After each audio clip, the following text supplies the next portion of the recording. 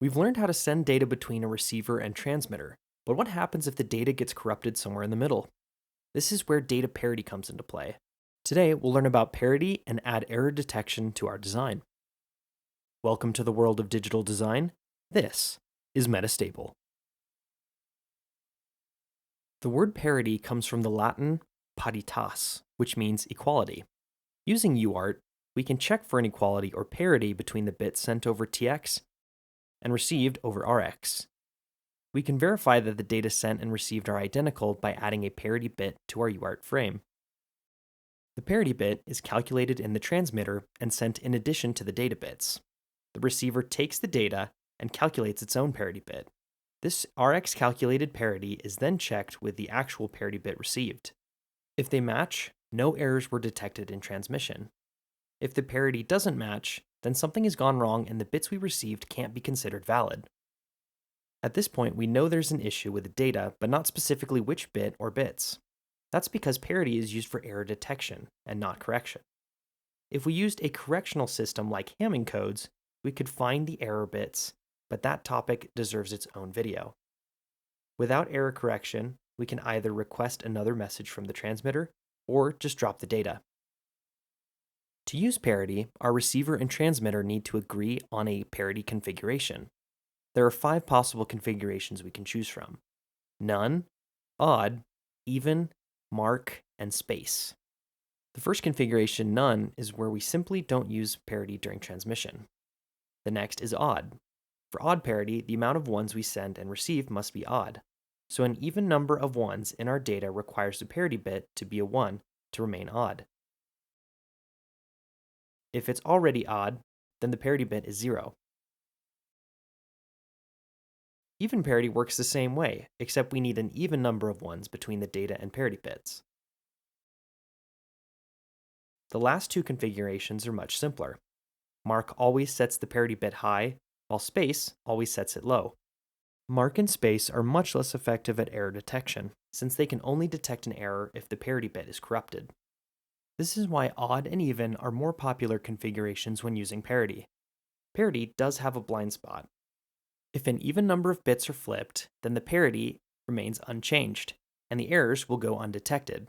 Parity works on the assumption that errors are rare enough for your system that when one does happen, it's a single bit. Now let's implement this in VHDL. The first thing we'll do is create a UART package. We'll need to add the IEEE library and the standard logic package. Next, we'll copy over our clock frequency and baud generics from the RX and TX blocks, and convert them into constants. We'll remove the generics from the RX and TX blocks and reference these values here instead. Since we don't plan on changing our clock frequency or baud rate, it makes sense to have these values as package constants. You could totally keep these values as generics, but I'm just trying to show the different options you can implement in your design. Using generics would make more sense if you plan on using multiple UART blocks or different clock or baud rates. We'll also add the clocks per bit constant and the TX and RX state machine types, which will combine into a single UART state machine type. We'll also add a parity state, which we'll implement later in both the RX and TX blocks. For our RX and TX parity states to work correctly, we'll need to create a parity calculating function. This function will take in data bits and a parity type string and return a parity bit. Both our data and parity type are unconstrained and don't have a range. This is on purpose. Leaving the data unconstrained lets the function work with standard logic vectors and strings of any range. Generally, we constrain our data to work with hardware and physical restrictions, but functions are flexible and can work well with unconstrained data. Since we're using a string input, it's a good idea to list out all the possible options, as they're easy to forget and could be hard to follow if someone else looks over your RTL. We can leave a comment by writing 2 dashes. Everything on the line to the right of the dashes is considered part of the comment. Now we'll define the function. We'll first create a parity bit variable and check for either mark or space parity, which will return a 1 or 0 respectively. Otherwise, we'll create a loop over our data's range and XOR our parity bit with the next data bit. The XOR operation takes 2 binary values and returns a 1 if the inputs are different and a 0 if the inputs are the same. This means an even number of 1s from our data bits will cancel each other out, while an odd number of 1s gives us a remainder of 1. This logic creates an even parity. For an odd parity, we can just invert the even logic. Finally, we'll return the parity bit. This function can be used to both calculate and verify parity bits. Moving on to the Rx file, we'll add our new package, remove the old generics, and add the parity generic. We'll also add an output port error, which we'll use to send status to the top file. We'll rename the Rx state type and add a message error standard logic. We'll also set our new port and signal to 0 when reset or in idle. From here, we'll move to the data state. Here, we add a condition once all data bits have been received to see if we're using parity or not. If so, we'll move to the new parity state. Without parity, we'll just move to the stop state. Now we'll add the new parity state. We'll wait clocks per bit and then check the parity. If our calculated parity doesn't match the value currently on Rx, then we have an error. We'll also add a condition in the stop state and make sure we don't send data unless there are no errors. Now for TX, we'll do pretty much the same thing with a few differences.